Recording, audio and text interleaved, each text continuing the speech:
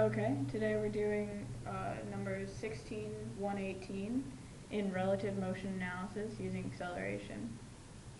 The problem states the hydraulic cylinder D extends with a velocity of VB is equal to 4 feet per second and an acceleration AB is equal to 1.5 feet per second squared. Determine the acceleration of C at the instant shown.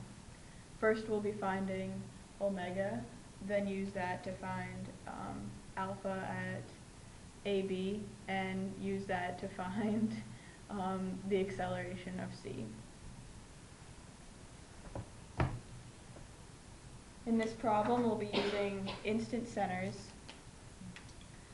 Now, an easy trick to figure out instant centers is by finding the perpendicular of the velocity of each object. So the perpendicular of A would be vertical because there's no velocity in the vertical direction. It's all in the horizontal. That being said, there's also the perpendicular to the velocity at B would be in the horizontal direction because the velocity is going up. Therefore, the radius of V, the instant center radius B, would be this distance right there, which ends up being r is equal to 2 cosine 30, which is equal to 1.732 feet. We use this to find omega, because omega is equal to the velocity of V over the radius of V, the instant center.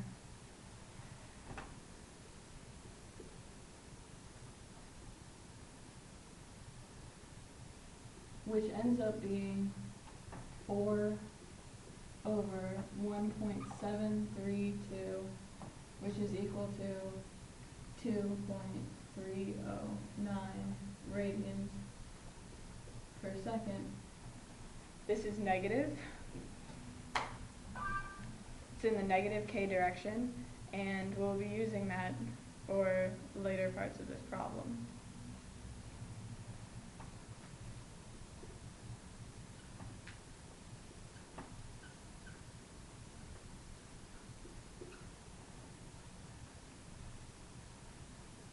Cool.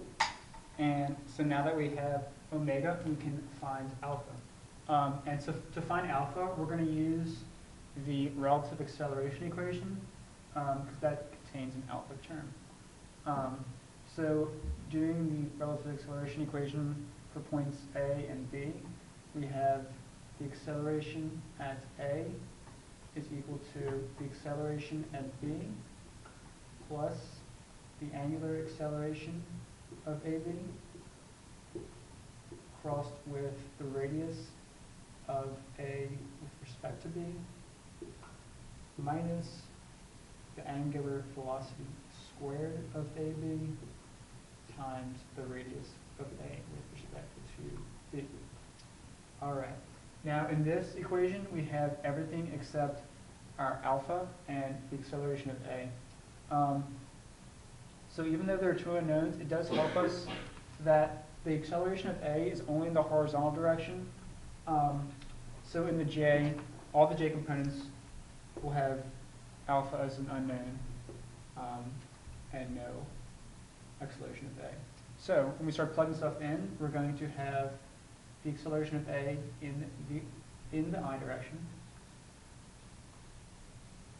is equal to the acceleration of B, which is given as 1.5 in the J direction, plus our unknown alpha, which is in the K direction, and for now we're going to assume it is clockwise, or counterclockwise and positive, and that is crossed with the radius.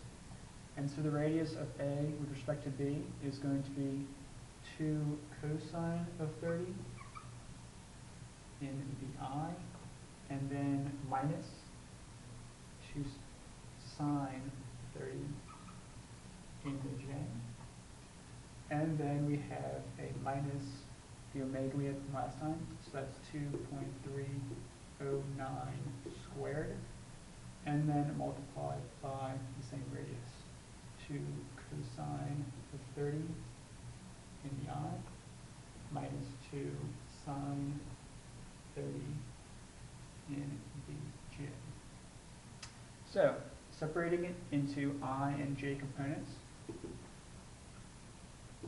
we have in the I direction, we're going to have the acceleration at A is equal to the k cross of j is equal to I, and then so that is a negative j, so it's going to be negative 2 sine 30 degrees multiplied by our alpha, and then the I term from this part is minus 2.309 times 2 cosine of 30. And we see that we have two unknowns, but luckily for us, this term isn't going to matter, because in the j direction we have 0 is equal to our k cross with I, the positive j. So we have 2 cosine of 30 degrees times alpha AB.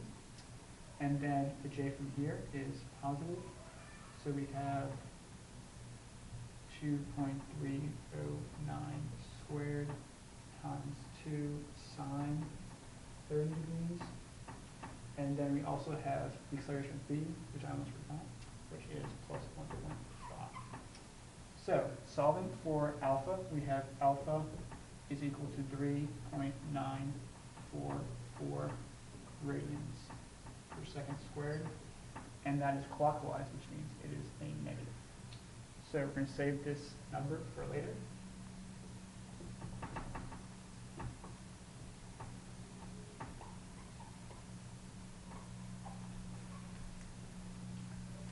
Alright, so now we're going to find the actual acceleration at C. Make some room.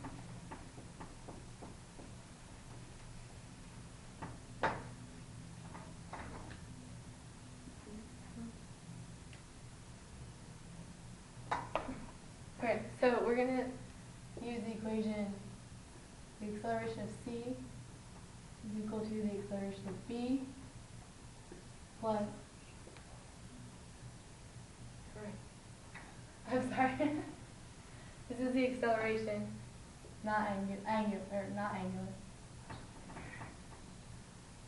This is the acceleration of A equals the acceleration of B plus the angular acceleration crossed with the radius of C with respect to B minus omega squared r of C with respect to B.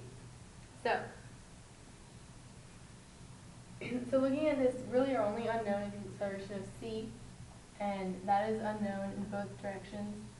We're going to write that as a vector with x component and the y component. The acceleration of B is in the j direction, and that is given as 1.5. Alpha cross r. We have alpha in the k direction only as negative 3.944. And then r of C with respect to B is negative cosine 30 and sine 30 and 0 in the k. And so crossing those, first looking at the I, do those minus that, which is positive 3.944 sine 30. And then looking at the j, you have the negative, and then it's negative, the j component. So it goes back to positive 3.944 cosine 30. That was in the I, and that's in the j. And then last we have negative omega squared r, which is negative r omega 2.309 squared, and then r once again negative cosine 30i plus sine 30j. So now we set this equal to the sum of all those in the I direction and the j. So in the I we have the acceleration of c in the x component is equal to 3.944 sine of 30, and then it's going to be positive for two negatives plus 2.309 squared cosine 30. And then in the j we have the acceleration of c, the y component, is equal to 1.5 plus 3.944 cosine 30, and then minus 2.309 squared times sine 30. So now that we have these final equations, these are only unknowns. You usually just plug that into a calculator, and you find out that the acceleration of c, the x direction, is equal to 6.589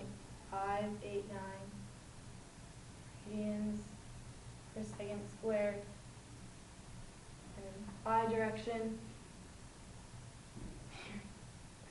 in feet per second squared, and then in the y it is 2.250 feet per second squared using Pythagorean theorem. Sum those up, and the final acceleration of c is equal to 6.96 feet per second squared. And as a little added bonus, if you want to know, if you do the tangent of these, you find that the direction of that theta equals 18.85 degrees. So that is your final answer to the problem.